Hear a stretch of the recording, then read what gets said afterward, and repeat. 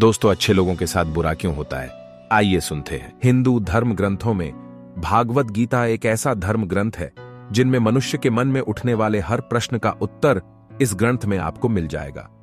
भगवत गीता में वर्णित कथा के अनुसार अर्जुन के मन में जब भी कोई दुविधा उत्पन्न होती थी, वो उसके समाधान के लिए भगवान श्री कृष्ण के पास पहुंच जाते थे। एक दिन की बात है, अर्जुन भगवान श्री कृष्ण के पास आए और बोले, हे वासुदेव, मुझे एक दुविधा ने घेर रखा है और इसका समाधान आप ही बता सकते हैं।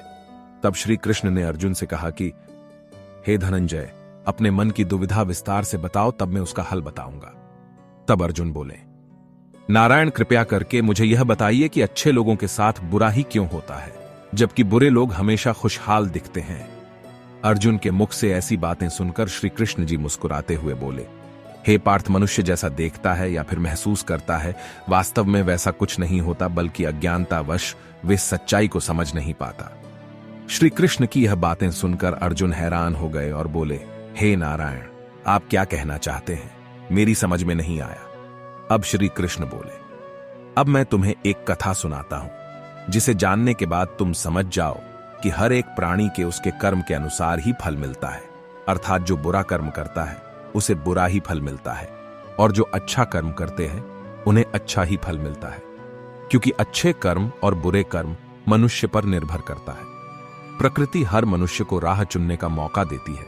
अब इसका फैसला करना कि व्यक्ति किस राह पर चलना चाहता है, यह उनकी इच्छा पर निर्भर करता है। श्री कृष्ण अर्जुन को कथा सुनाते हैं। फिर कथा सुनाते हुए श्री कृष्ण बोले, बहुत समय पहले की बात है, एक नगर में दो पुरुष रहा करते थे। उनमें से एक पुरुष व्यापारी था। उनके लिए अपने जीवन में धर्म और नीति के बहुत महत्वता थी, और वह पूजा पाठ और भगवान की भक्ति में बहुत विश्वास करता था। चाहे कुछ भी हो जाए, वह मंदिर जाना नहीं भूलता था, और ना ही दान धर्म आदि किसी भी प्रकार की कर्म में कोई कमी करता था। वहीं दूसरी ओर उस नगर का दूसरा पुरुष पहले पुरुष से कर्म उनके बिल्कुल विपरीत था। वह पुरुष प्रतिदिन मंदिर तो जाया करता था, लेकिन पूजा पाठ के उद्देश्य नहीं, बल्कि मंदिर के बाहर से चप्पल एवं धन चुराने के उद्देश्य से मंदिर जाया करता था। उसे दान धर्म नीति आदि किसी से कुछ लेना देना नहीं था। इसी तरह समय बीतता गया, और एक दिन उस नगर में जोर से बारिश हुई, जिसकी वजह से उस दिन नगर के मंदिर में पंडित के अलावा और कोई नहीं था। ये बात जब दूसरे पुरुष को पता चली तो उसके मन में ख्याल आया कि अभी सही मौका है मंदिर के धन को चोरी करने के लिए, और वह बारिश में ही मंदिर पहुंच गया। और वो व्यक्ति मंदिर पहुंचकर उस पंडित की नजरों से बचकर मंदिर के सारे धन और जेवरात चुराकर वहां से निकल गया। उसी समय धर्म कर्म में विश्वास रखने वाला दूसरा पुरुष भी मंदिर पहुंचा और भगवान के दर्शन किए, परंतु दुर्भाग्य से मंदिर का पुजारी उस दूसरे पुरुष को ही चोर समझ बैठा और शोर मचाने लगा।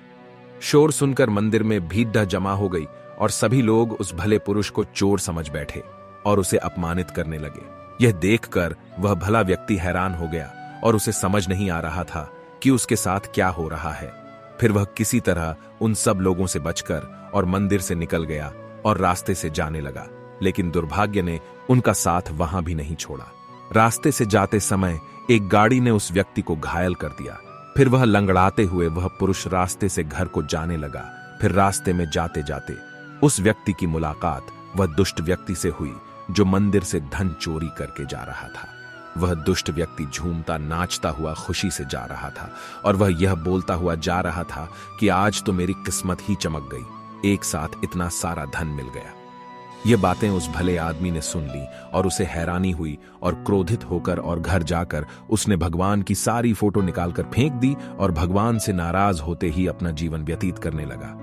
जब समय बीतता चला गया, उसके बाद दोनों ही पुरुषों की मृत्यु हो गई, और वे यमराज के पास पहुंचे। वह भले पुरुष के बगल में उस दुष्ट व्यक्ति को खड़े देखकर यमराज से पूछ ही लिया कि मैं तो हमेशा अच्छे कर्म करता था, पूजा पाठ दान धर्म आदि में विश्वास रखता था, जिसके बदले जीवन भर मुझे अपमान दर्द और दुखी ही मिला, और इस अधर्म करने वाले पापी व्यक्ति को अपार धन और इसका जीवन सुखी से गुजरा। ऐसा क्यों? इस पर यमराज ने उस व्यक्ति को बताया कि पुत्र, तुम गलत सोच रहे हो। जिस दिन तुम्हें गाड़ी से टक्कर लगी थी, उस दिन वास्तव में तुम्हारे जीवन का आखिरी दिन था, परंतु तुम्हारे किए गए अच्छे कर्मों के कारण ही तुम्हारी मृत्यु एक छोटे से दुर्घटना में परिवर्तित हो गई। और इस दुष्ट व्यक्ति के किस्मत में राजयोग था, परंतु इसके दुष्ट कर्मों की वजह से इसका राजयोग एक छोटे मोटे धन की चोरी में ही बदल कर रह गया। श्री कृष्ण अर्जुन को एक कथा सुनाते हुए कहते हैं कि पार्थ, क्या अब तुम्हें इस प्रश्न का उत्तर मिल गया? इंसानों को ऐसा सोचना कि भगवान उनके अच्छे कर्म को नजरअंदाज कर रहे हैं, यह बिल्कुल भी सत्य नहीं है। भगवान हमें क्या किस्मत में दे रहा है, ये लोगों को समझ में नहीं आता, लेकिन अगर आप अच्छे कर्म करते तो भगवान की कृपा सदैव आप पर बनी रहती है। इसलिए मनुष्य को चाहिए कि वह जीवन में अपने अच्छे कर्म करते हैं। भगवान श्री कृष्ण गीता में भी बताया है कि किसी के द्वारा किया गया कर्म बेकार कभी नहीं जाता, भले ही कर्म अच्छा हो या बुरा। तो मित्रों, आशा करता हूं कि आपको यह हमारी पोस्ट अच्छी लगी हो तो शेयर जरूर करें।